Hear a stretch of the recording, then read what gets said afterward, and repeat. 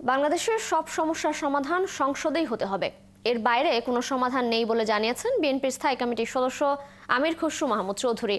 বুধবার চট্টগ্রাম বন্দর জাতীয়তাবাদী শ্রমিক দল আয়োজিত মহান স্বাধীনতা দিবস উপলক্ষে আলোচনা সভা ও ইফতার মাহফিলে তিনি একথা বলেন। তিনি বলেন, নির্বাচনের মাধ্যমে জনগণের প্রতি দায়বদ্ধ ও জনগণের কাছে জবাবদিহি থাকবে এমন সরকার গঠনের মাধ্যমেই সকল সমস্যার সমাধান হবে।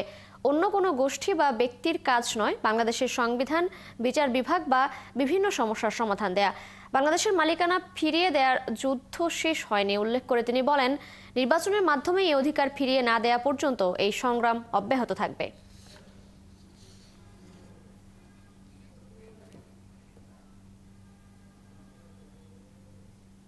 নির্বাচিত সরকার হবে যারা জনগণের কাছে দায়বদ্ধ থাকবে, জবাবদিহি থাকবে। তার মাধ্যমে আমরা আরো যে সমস্যাগুলো আছে একটার পর একটা সমাধান করব।